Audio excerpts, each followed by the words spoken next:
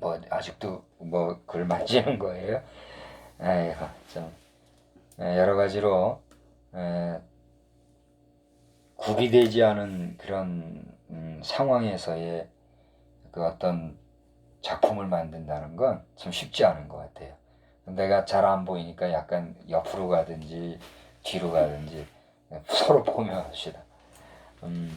지금 이 영상은 2020년 3월 22일이죠. 3월 22일 저녁 예배 시간에 이제 오늘도 저희가 주회전에 나가지 못하고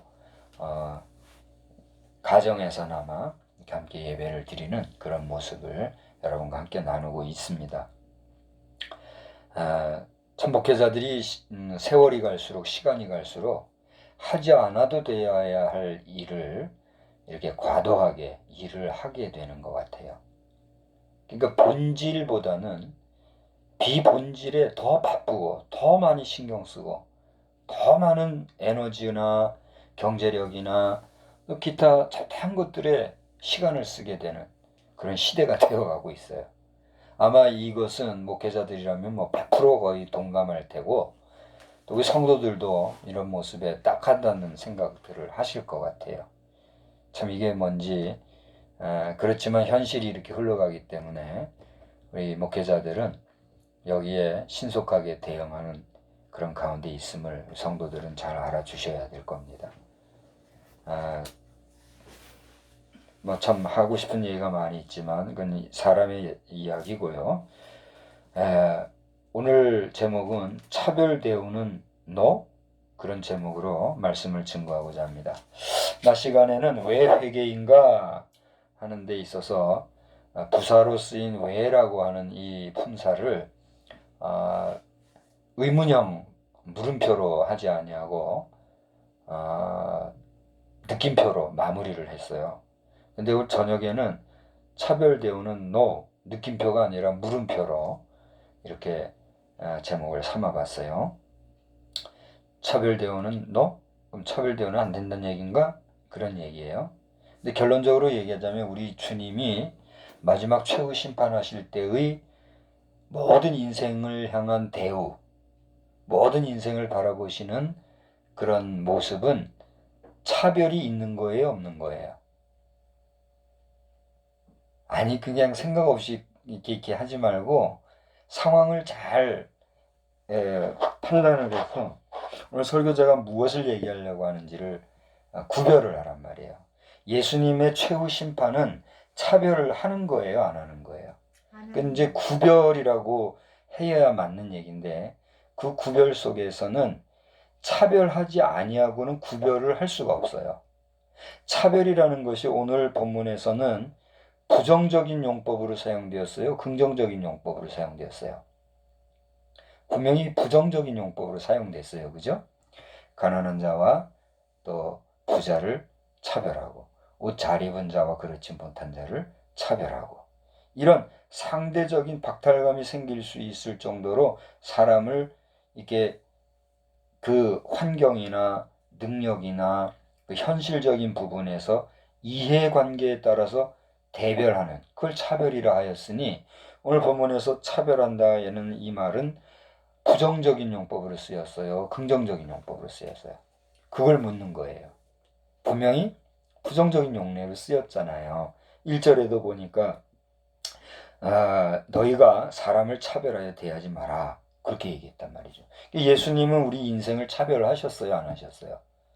안 하셨잖아요. 모든 사람들을 차별하심이 없이 빈부 귀천 남녀노소를 물어나고 모든 사람에게 구원을 베푸셨으니 하나님의 구원의 역사는 차별이 있는 역사예요, 없는 역사예요? 없는 역사잖아요. 그러니까 주님은 근본적으로 차별하시지 않았다는 얘기예요. 그런데 이 차별이라는 의미를 우리가 부정적으로 사용하기 때문에 이 차별이라는 말이 지금 듣기에 거북하게 들리고 심판에 있어서 주님이 차별이 있나요 없나요 물으니까 없어요 이렇게 대답을 하는데 엄격한 면에서 구별한다고 하는 것과 차별한다는 것은 차이가 있어요, 없어요? 있어요. 분명히 있어요. 그런데 구별한다고 하는 것은 차별하지 아니하면, 나누지 아니하면, 대별하지 아니하면, 음과 양을, 그리고 염소와 양을 이렇게 가르지 아니하면, 예수님께서 제자들에게 밤새도록 물고기를 잡은 제자들이 물고기를 못 잡았을 때 너희들 그물에 던져버려 했을 때 수많은 배들이 건져졌잖아요. 그죠? 그리고 또 153마리죠? 153마리의 물고기를 잡았을 때 거기서 좋은 물고기를 가져오게 하고 그렇게 했을 때에 또 오늘날 시간에도 그 그물의 비유를 얘기했습니다마는 하나님의 나라는 그 그물에 잡은 물고기들 가운데서 어떤 고기를 선별하라 했어요. 좋은 물고기를 선별하라는 그런 내용이 있단 말이죠. 그런 것처럼 차별하는 구별이 없다라고 하면 주님의 구별하심이 성립이 될까요? 안 될까요? 안 되는 거죠. 그러니까 여기서 차별한다는 말이 부정적인 용법으로 사용되어졌기 때문에 우리는 예수님이 심판 때 차별이 없으신다 이런 식으로 이해를 하는데 그것은 잘못된 거죠. 잘 생각을 해보란 말이에요. 차별이라고 하는 것은 분명하게 인간의 시각에서 볼 때 좋아 보이는 것과 안 좋아 보이는 것을 구분하는 것이지만 예수님의 구분은 어때요? 좀 뒤엉키나요? 자, 이것을 우리가 생각해 보자는 거예요. 이 패러다임 시프트라는 말을 들어보셨을 텐데 우리가 성서 해석에 있어서 자기중심적인 해석이나 나 자신의 개인적인 해석을 한다면 분명히 문제가 있어요. 오늘 말씀에서도 이 차별이라는 말 하나 가지고도 자칫 잘못하면 아전인수격으로 해석을 하는 모습으로 보일 수 있어요. 그러나 그것을 하고자 하는 게 아니에요. 오늘 분명히 야고보서의 교훈에서 예수님의 교훈은 뭐예요? 사람 차별하라는 거예요? 하지 말라는 거예요? 하지 말라는 거예요. 그죠? 그런데 나중에 예수님의 구별의 선상에서 볼 때의 그 구별이라고 하는 것은 예수님의 입장에서는 이걸 차별하는 거예요? 차별하지 하는 게 아니에요. 혼란스럽습니까? 그럼 나중에 한번 깊이 생각을 해보세요. 예수님의 이 구별로서의 이 대분, 차별하시는 이 차별은 오늘 우리 인간 사회 속에서 자기 이익을 따라 구별하는 그런 차별과는 수준이 다른 거죠. 그러니까 예수님의 구별이라고 하는 것은 인간이 차별하는 것과 분명히 다른데 사람은 자기 이익을 따라 차별하지만 예수님의 구별시의 차별이라는 것은 뭐예요? 그건 예수님의 이익을 따른 차별이 아니라 하나님의 준엄하신 대심판의 섭리 안에서의 예정되어진 경고되어지고 그리고 우리에게 임해 그 종말 심판이 어떻게 될 것에 대한 이미 말씀되어진 부분에 뭐예요? 실행인 거예요. 이걸 차별이라고 할 수 없는 거예요. 불만이 있습니다. 불만하는 것은 누구의 몫이에요? 자신의 몫인 거예요. 그러니까 우리가 이 세상에서 생명이 있고 지금 현재 구원받을 기회가 만인에게 있어요, 없어요? 있어요. 당신이 만약에 육신을 가지고 이 세상에 살아가는 동안에 구원에 대한 경험도 없고 또 은혜 체험도 없고 그런 확신도 없다면 당신은 구원받을 기회가 있어요, 없어요? 없다고 생각하면 절망할 거예요. 근데 주의 종이 말씀에 의하여 담대하게 전하거니와 당신이 생명이 있다면 오늘 이 밤에라도 당신이 구원받을 기회가 있어요, 없어요? 있다는 거예요. 그게 하나님의 차별 없으신 은혜예요. 그것이 하나님의 오늘 우리 인생들을 향하신 온전하신 복음이며 더 나아가 공평하신 은총이라는 얘기예요. 그 은총을 당신이 사모하고 받아들이고 그리고 구원의 은혜를 경험할 때 당신은 구원의 기회가 있다는 얘기예요, 없다는 얘기예요? 있다는 얘기예요. 그러니까 이 밤에 당신이 생명이 있다면 이 밤을 하얗게 셀지라도 당신 구원의 문제를 위해서 우셔야 한다는 겁니다. 왜요? 아직은 당신이 구원받을 기회가 있기 때문이에요. 하나님이, 우리 주님이 당신을 차별한다는 거예요? 안 한다는 거예요? 안 한다는 거예요. 그러나 당신의 생명이 맞춰지고 주님의 심판대 앞에 섰을 때 생명책에 기록되어진 이름이 있는가 없는가, 당신의 행위록을 주님이 펼치실 때에 당신은 구원받을 기회가 있어요, 없어요? 없다는 거예요. 그것은 주님이 이미 선언하신 말씀의 실행이기 때문에 이것을 구별하여서 차별하여서 실행할 때에 당신은 억울하다고 할 수 있는 기회가 있어요, 없어요? 없다는 거예요. 그렇기 때문에 오늘 내 생명을 위하여, 내 영혼을 위하여, 내 영혼의 구원을 위하여 우리는 진지하게 말씀 안에서 주님을 만나야 된다는 것입니다. 당신이 구원의 확신이 있습니까? 있다면 하나님께서 이 밤 당신의 생명이 끝날지라도 저 영원한 하나님의 나라에 당신을 이끌어 가실 줄 믿으시기 바랍니다. 그러나 지금 이 밤에 주님이 당신 앞에 오실 때 당신이 구원받을 확신이 있는가 물었을 때 불확실하다면 당신은 지금 이 순간, 오늘 부족하지만 이 종을 통해서 말씀을 증거하는 이 순간, 오 주여 내 영혼을 구원하여 주옵소서. 그 기도가 그 어떤 것보다도 먼저 있어야 할 것입니다. 나라가 염려되십니까? 걱정하지 마세요. 구원받지 못한 당신이 아니라도 누구에 의해서든 나라는 돌아갑니다.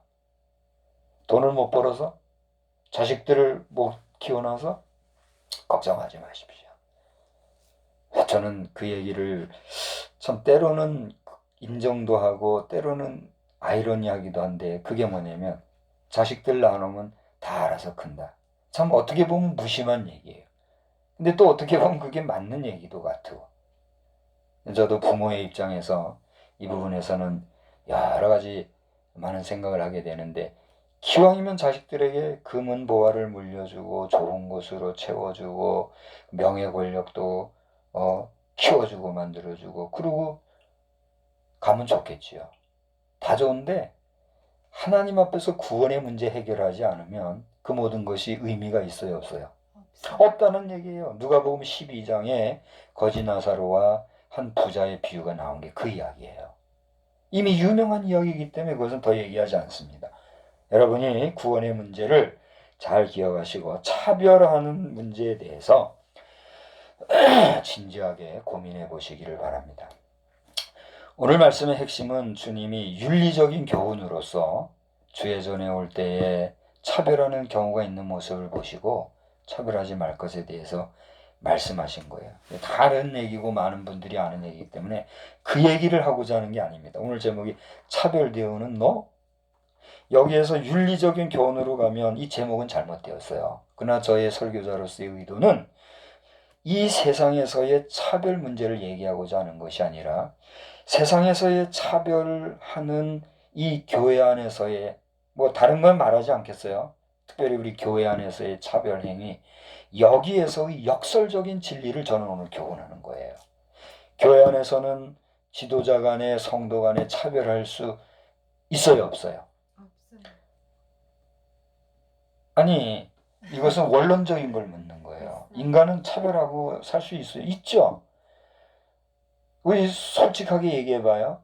여러분은 교회 안에 들어오는 사람들 중에 뭐 좀 괜찮게 생활하거나 좋은 옷을 입거나 이런 사람들을 보면은 그렇지 못한 사람들에 비해서 심리적으로 차별을 한 경험이 있어요, 없어요? 있어요. 진실하게 있죠. 그럼 하나님 앞에서 당신은 죄인이에요, 아니에요? 이미 죄인이 된 거예요. 예수님이 그것까지도 따진다면 우리는 이 72억이래죠, 지금?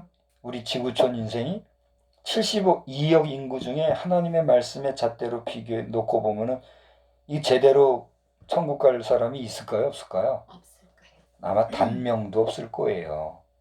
지금 CTS에서 유명한 원로 목사님들이 설교하시는 걸로 아는데 그분들도 말씀의 조명 앞에 비춰보면 발발발발 떠실 거예요. 안 떤다면 그게 문제일 거예요. 그러나 떨지 않을 수 있는 이유는 우리의 연약함에도 불구하고 주께서 나를 구원해 주실 것이다 하는 확신이 있기 때문에 떨 필요 있어요, 없어요? 없어요. 그것이 날마다 씻는 작업이니까. 요즘에 손 씻기가 중요하다고들 하지 않습니까? 제가 한번 물어볼게요. 오늘 아침에 손 씻었어요, 안 씻었어요? 점심에 손 씻었어요, 안 씻었어요? 식사 전으로 손 씻었어요, 안 씻었어요? 양치했어요, 안 했어요? 저는 아직 양치를 안 했네. 오늘 저녁 예배 전에 죄송합니다. 양치 어떻게 하다 보니까 양치할 시간을 놓쳐서 양치를 못했는데 날마다 씻죠. 한 번 씻었으면 되지 뭘 그렇게 유별나게 씻어야 하나요? 왜요? 씻어도 우리 몸속에 들어오는 각종 유해물질들이 있기 때문에 또 씻고 또 씻고 거기다가 또 요즘 바르는 게 뭐죠? 손 소독제 이런 것도 바르고 지금 하는 거 왜 그래요? 우리 눈에 보이지 아니하지만 각종 유해물질들이 들어오기 때문 아닙니까? 죄도 그렇다는 거예요. 성도들이 한번 구원받았으면 모든 것이 끝나는 것이지만 구원받았다고 해서 이 세상에 사는 동안에 우리 가운데 죄가 엄습하지 않나요? 오늘 제가 낮 시간에 묵상기도 시간에 읽었던 말씀이 그 말씀이 있잖아요. 네 속으로 들어가는 것이 너를 더럽히는 게 아니라 너희 어디에서 나오는 것? 마음에서 나오는 게 너희를 더럽힌다. 그러면서 여러 가지 죄악된 것들을 말씀하셨지 않습니까? 바로 그거예요. 그러니까 날마다 우리가 어디에 우리의 죄악을 씻는 거예요? 주님의 보혈의 피에 우리의 죄를 씻는 거예요. 그게 기독교의 역사고 기독교의 비밀이고 신비예요. 이걸 알지 못하는 사람들은 엉뚱한 소리만 하다가 세상의 가치관과 세상의 기준이나 그런 이성적인 판단 여기에 매여서 제 마음대로 자행자재하다가 아까운 인생 마무리할 때는 울고 불고 후회하지만 그때 가서는 기회가 있어요, 없어요? 없다는 것이에요. 왜 기독교인들이 그렇게 모이게 힘쓰고 예배드리고 합니까? 당신은 왜 예배드리러 이렇게 나옵니까? 바로 이 보혈의 피의 씻김을 그 비밀을 알기 때문에 나오고 하지 않습니까? 그러다가 우리는 지금 너나 할 것 없이 인간이 만든 바이러스에 의하여서 지금 죄전을 출입하는 것도 서로가 조심하자 이러는 가운데 있어. 이 얼마나 안타까운 일입니까? 하나님이 인간을 만드셨는데 그 인간이 또 유해한 바이러스를 또 만들어서 그 바이러스 때문에 하나님을 예배하는 일에 우리가 영향받고 제한을 받는다. 이 얼마나 참 안타까운 일입니까? 이게 죄값이라는 걸 우리가 생각하면 낮의 말씀처럼 메타노이아 우리가 근본 사상적으로 의식적으로 우리의 모든 가치관이 대전환이 있어야 합니다. 하나님을 경외할 줄 모르는 데서 온 그 모든 잘못된 것들이 시정되어지고 오호라 나는 공고한 사람이란다. 누가 나를 이 사망의 볼에서 건져냈고 탄식하였던 바울 사도의 탄식처럼 날마다 우리가 탄식을 해도 부족한 삶인 거죠. 자, 오늘 이제 이 차별하지 말라는 말씀에 대해서 이렇게 쭉 하니 13절까지를 이제 우리가 읽어보게 되는데, 자, 그 가운데서 오늘 야고보서 2장 가운데서 9절을 한번 보시겠습니다. 9절 다 같이 한번 읽어볼까요? 시작. 만일 사람을 차별하여 대하면 죄를 짓는 것이니 율법이 너희를 범법자로 정죄하리라. 자, 여기 보세요. 사람을 차별하여 대하면 뭐라고요? 죄를 짓는 것이다. 자, 요즘 세상에서 제일 큰 죄로 치는 죄가 있다면 그게 뭡니까? 한번 여러분 답을 한번 해볼까요? 세상에서 가장 큰 죄로 치는 죄, 그게 뭐예요? 그럼 세 가지만 한번 순변 생각나는 대로 얘기해 보세요. 살인죄, 또 간음죄, 또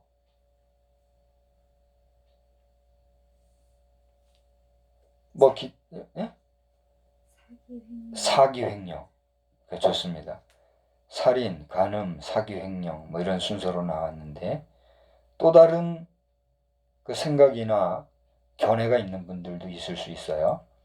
근데 어쨌든지 간에 살인죄는 가장 큰 죄로 우리가 칠 수가 있을 거예요. 그러면 살인죄를 안 범했기 때문에 고대 얘기했던 대로 간음을 하면 그거는 죄가 아닌가요? 그러면 간음은 안 범했는데 사교행령 했다면 그건 죄가 아닌가요? 살인도 안 했고 간음도 안 했고 사기행령만 했으니까 다 죄죠.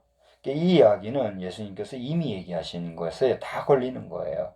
그게 바로 간음죄에 대한 얘기였는데, 내가 간음하지 않았어도 여인을 보고 음욕을 품었으면 이미 그건 뭐다? 간음한 거다. 도적질을 하지 않았으나 무엇을 보고 탐하였으면 그건 뭐다? 도적질이다. 이미 예수님께서는 모든 죄의 근원이 어디에서부터 나온다고 얘기하셨어요? 마음에서부터 나왔다고. 전 지금 지지난주에 벌써 마음에 대한 얘기를 말씀을 한번 나눈 적이 있죠. 모든 것이 마음으로부터 나온다 이런 얘기를 하심으로써 죄를 짓는 것이 잘못이지만 그 죄를 짓도록 유발하는 무엇이 더 문제라는 거예요.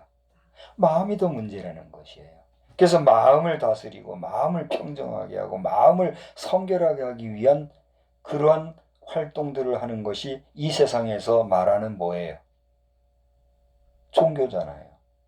철학이나 과학이나 또 여러 인문학이나 또 발달과학, 매스미디어, 기타 자연과학 분야 많은 수많은 발달 인간 물질 문명, 과학 문명, 또 문학적인 이런 활동들이 중요하지만 우리 인간의 근본 심리적인 문제를 다루면서 우리 인간이 인간답게 살아가고자 하는 그런 윤리적인 교훈과 도덕적인 교훈과 기타 모든 인간 내면의 문제를 다루는 그런 분야, 그게 뭐예요? 그 종교란 말이죠. 그래서 낮 시간에도 기도하면서 안타까운 마음으로 제가 호소하면서 기도했지만, 이런 종교행사라는 이름으로 모여서 기독교나 천주교나 불교나 종교행사 하는 거 중요해요, 안 중요해요? 중요해요. 그러나 기독교의 이 예배 행사까지도 종교행사로 한다는 것은 그것은 아니죠. 오늘날 우리 이 영상을 통해서 우리 한국군선교연합회에도 간절히 희망을 한다면 담대하게 곽선희 목사님이 짱이신데 곽선희 목사님도 좀 담대하게 기독교의 종교행사는 종교행사라고 칭해서는 아니 된다. 기독교에 모이는 모임은 예배다 라고 하는 것에 대해서 담대하게 좀 얘기해 주시면 좋겠어요. 저도 한 4년 반 정도 했나요? 4년 반 정도를 군선교 사역을 하면서 얼마나 그게 마음에 불편하고 걸리고 하든지요. 그것을 정책적으로 말할 수 있는 어떤 자리들이 마련되거나 소스가 저에게 주어지거나 모임에 대한 어떤 청함이 있거나 이런 게 없이 그냥 목회 아닌 것들에 대한 이야기들만 되다 보니까 그런 이야기할 기회도 없이 여기까지 왔습니다만, 그래서 이제 영상으로라도 얘기한다면 기독교 예배는 종교 행사를 넘어선 하나님 앞에서의 종교 행위를 통한 하나님 앞으로의 나아감이에요. 그러니까 그걸 엄밀하게 종교 행사 분야로 치부해서는 아니 된다는 것이죠. 우리 성도들은 물론 믿지 못하는 비성도들도 이 부분에 있어서만큼은 인정할 건 인정하고 긍정할 거는 긍정하면서 내가 아니라 해도 아닌 것이 사실이라면 그 사실을 인정해 줄 수 있는 그런 객관성과 이성적인 판단이 있어야 되는 거예요. 그것조차도 없다면 죄송하지만 그런 고집불통은 그야말로 이성 없는 짐승과 같다고 성경에 이르신 것과 다를 바가 없는 것입니다. 여기에 아니라 하는 분들은 근거를 가지고 와서 한번 저와 얘기를 해보시죠. 저는 지금까지 50여 생을 살아오는 가운데 어려서부터 지금까지 오면서 기독교의 모든 역사, 특히 예배는 종교 행위가 아니라고 저는 배워왔고 들어왔고 또 그렇게 인정하고 그렇게 저도 깨닫고 긍정해 오고 있어요. 그런 목사인 저로서는 오늘날 저는 뭐 외국에는 많이 안 나가봤으니까 잘 모르지만 우리나라 안에서 이러한 예배 행위 자체에 대해서 부정하고 정교화하는 일은 하나님 앞에서 참으로 불경건한 것이다. 담대하게 지금 이야기하는 바입니다. 종교인 과세 문제도 마찬가지인데 오늘은 여기서 그걸 얘기하지는 않으려고 합니다. 우리 동역자 여러분들도 좀 자신감을 가집시다. 그리고 장로님들께서도 목회자들의 잘못을 아마 가장 가까이서 제일 많이 알고 있는 게 장로님들일 거예요. 그렇다 손 치더라도 장로님들이 목회자들을 바로 잡아주셔야지 누가 잡겠어요. 그러면 장로님들이 소리를 바라지 않으시니 이해관계에 있는 목회자들은 더 말 못하고 죽쓰고 있는 거 아닙니까? 장로님들이 좀 들고 일어서서 목회자는 목회자이지 직업인이 아니라는 것을 역설해 주셔야죠. 이야기는 저에게 기회가 오면은 또 누구든지 이야기하시고 싶은 분들과는 얘기할 준비가 됐습니다. 뭐 말씀으로 하는데 그런 얘기 하지 마십시오. 우리 양심이 알고 있는 바 아니겠습니까? 말씀에도 이미 다 나와 있는 것이고요. 자, 그래서 어쨌든 구절을 보실 때에 만일 너희가 사람을 차별하여 대하면 죄를 짓는 것이다 그랬는데 아까 얘기했죠. 당신은 차별을 했습니까? 안 했습니까? 차별했다 그랬죠. 그러면 죄를 진 거예요? 안 진 거예요? 죄를 졌잖아요. 회개해야 되겠죠. 여기서 회개라고 하는 것은 뭐 오늘 낮에 얘기한 것처럼 메타노이아의 개념이라기보다는 우리가 어떤 윤리적인 면에서의 반성, 자기 성찰, 돌아봄 그 정도로 우리가 생각하면 되겠죠. 오늘 이 영상을 보고 계신 여러분들 가운데 혹여라도 교회 안에서 출입할 때에 사람을 차별한 것이 있다면 이 밤이 지나가기 전에 하나님 앞에 용서를 구하시기 바랍니다. 아니 목사님 당신은 차별한 게 없나요? 저는 있을까요? 없을까요? 저도 있었을 겁니다. 제가 의도적으로 차별했다, 그렇다라고는 내가 말하지 않겠어요. 그러나 제 무의식 중에도 차별한 게 있었을 것 같아요. 저도 사람인지라 그렇지 않겠습니까? 그러나 제가 의식적으로 누군가를 차별하고 그런 건 없었던 것 같아요. 그건 제 양심이 아니까요. 하나님이 하시고. 그러나 저도 모르게 차별하여서 그런 모습이 보여서 저 박 목사 나 차별하네? 이런 생각으로 가지시고 마음에 상처 드신 분이 혹시라도 이 영상을 지금 보고 계시다면 저에게 와서 얘기하십시오. 박 목사님 나 그때 당신이 나 차별해서 나 기분 나빴었다고. 그러면 저도 그때 제가 그분에게 차별을 했었나 안 했었나 한번 돌아보고 차별했다면 제가 용서를 구할 것이에요. 그러나 그렇지 아니하다면 적극적으로 저를 변호하겠죠. 아무튼지간에 저도 차별한 것이 있었다면 저도 뭐예요? 죄인이죠. 그러면 죄인 놈이 무슨 설교를 하냐고 그렇지 않겠어요? 저도 그 말에는 인정을 한다면 설교해야 돼요? 말아야 돼요? 하면 안 되겠죠.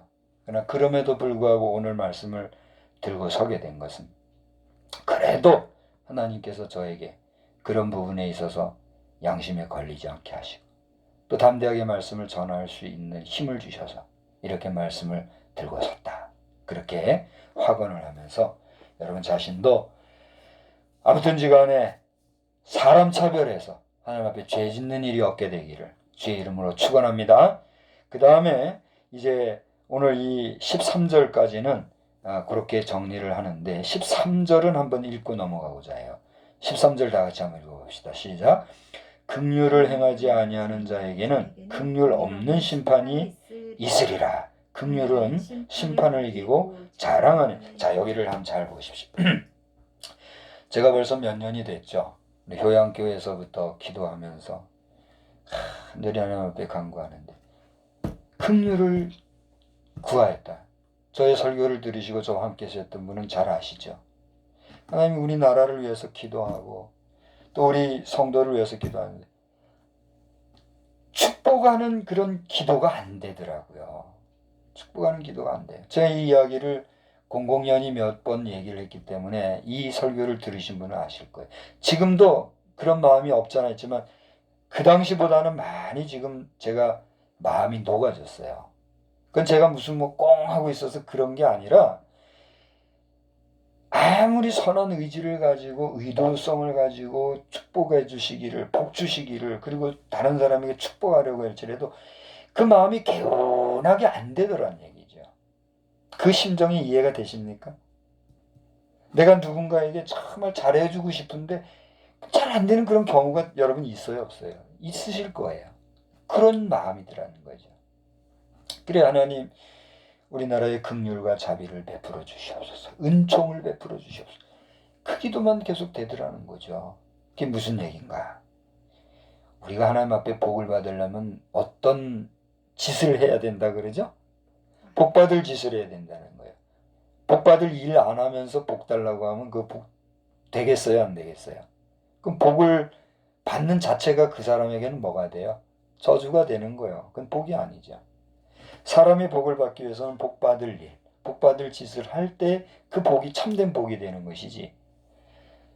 저주스러운 일을 하고 나쁜 일을 하고 악한 일을 하고 아까 사기행령이라 했죠? 사기행령하고 그러면서 뭐 복 받기를 바란다?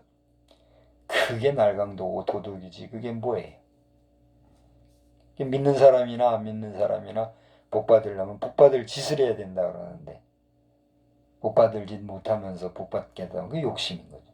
욕심이 잉태하면 뭐가 되죠? 죄가 되는 거예요. 죄가 자라면 결국 죽을 자리에 가는 게 하나님의 법칙이란 말이죠.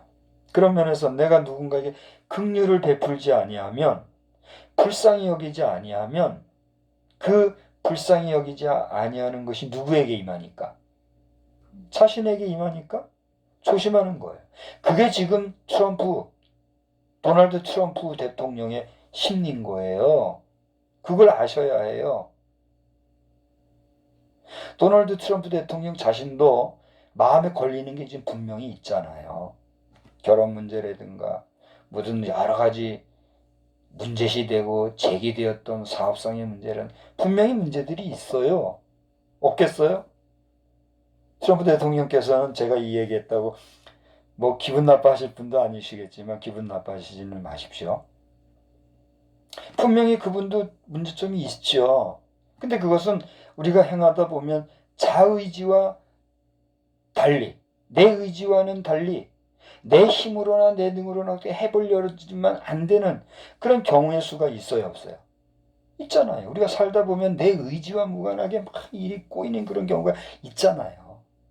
그런 경우의 케이스라는 거죠. 그래 그분은 근본적으로 그 중심에 하나님을 경외하는 도가 있기 때문에 지금 이 한반도 문제에 있어서도 될 수 있으면 피 흘리지 않으려고 지금 애를 쓰는 거예요. 그걸 역이용하는 사람들은 이제 없는 거예요, 기회가. 이것은 제 자신이 벌써 수십 년 전에부터 예언적으로 얘기해 오셨던 주의 종들의 이야기를 들으면서 그분들이 얼마나 이 냉정하고 냉철하게 우리 상황을 예언했단 말이에요. 근데 그게 그대로 돼가는 것을 보면서 저는 그때부터 주여 그리하지 마시옵소서 그리하지 마시옵소서 기도한 사람이에요. 근데 지금은 아니에요. 제가 그렇게 기도하고 안 된다고 해서 내 마음대로 될 게 아니라 하나님의 뜻대로 될 것인데 제가 그렇게 기도했군요.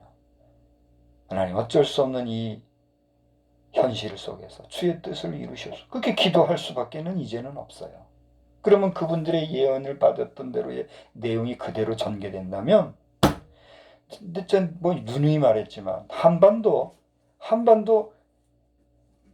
몇 발이면 끝나는 거 아닙니까? 그걸 알기 때문에 이 백성 불쌍히 여겨서 참고 참는 그런 걸 알아야지. 특히 북한 낮 시간에 얘기했지만 김정은 하도 직책이 많이 바뀌어서 나는 잘 모르겠어요. 김정은 씨. 그걸 아시고 근신하셔야 합니다. 그리고 지금 이 대한민국의 지금 제19대 정권 잡은 분 이름을 내가 안 부르려고 그래요. 못 불러서가 아니라 그 이름 부르는 게 싫어서 그래요. 착각하지 마십시오. 너무 욕심이 많으세요. 이제 욕심 내려놓으시고 나라 좀 제대로 좀 만들어 가주세요. 그리고 끝까지 정권 마치고 싶으시면 남북 문제 확실하게 정리하시고 완전하게 북한을 끌어안아서 하시든지. 이인영 씨랬나요? 당신 정신 차려야 돼요. 대한민국 이런 식으로 만들어서 당신 뜻대로 될 것 같아요?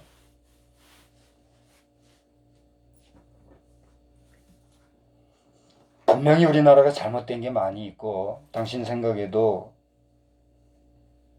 분노한 게 있겠지만 이런 식으로 나라를 이끌어가는 것은 곤란한 문제예요. 하나님이 보고 계시고 국제사회가 보고 있어요.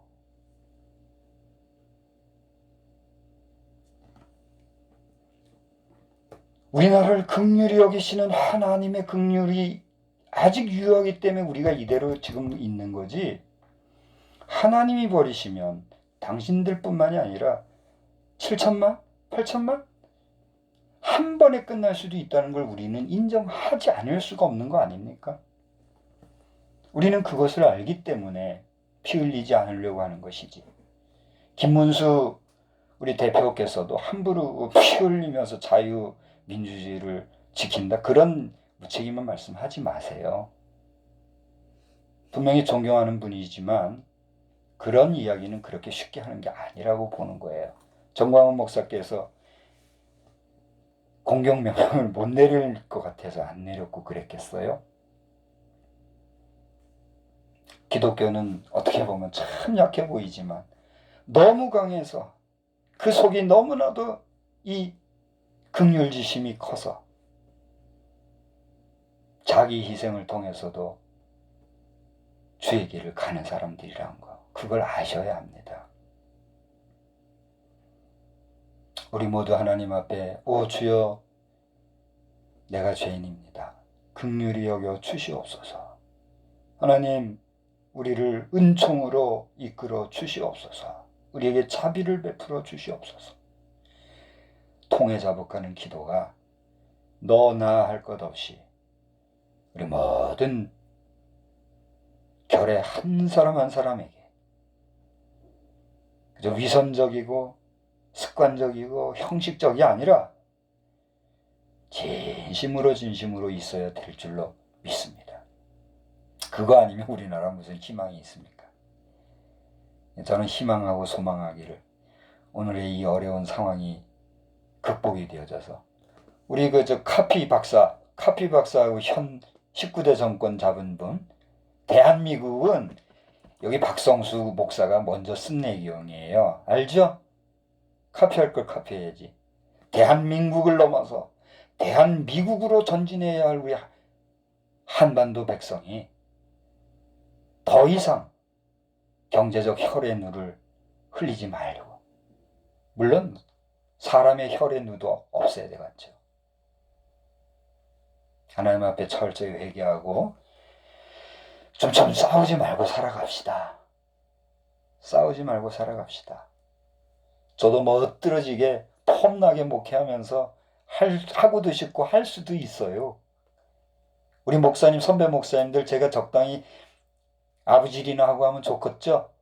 그렇게 못해서 미워하는 분들도 계셨죠? 나도 인간인데 그렇게 할 수도 있고 하고도 싶을 때도 없잖아 있었지만 하나님이 그러면 안 된다고 싫어하시니까, 그런 마음을 주시니까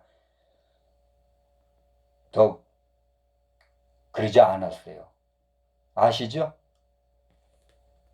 선배 목사님들 가운데서도 총회장 하신 특별히 이정익 목사님, 존경하는 목사님이신데 어쩌다가 뭐 교회 법학회 이사장 그러면서 후배 목사들 전부 종교인화 만들고 말이죠. 이정익 목사님 그거 바로잡지 않으면, 목사님도 저 볼 일 없으시겠지만 저도 목사님 안 봐요. 이미 이건 몇 번 얘기했어요. 이정익 목사님 너무 아파요, 제가. 어려우실 때 저 찾아와서 함께 해주셨던 우리 선교대학원 1박 2일 수련회 그 자리, 그 기억 감사히 여기지만 보답할 길 없어서 늘 제가 죄송했지만 이제는 목사님의 그런 모습은 긍정할 수 없어요. 성령님의 역사라고요?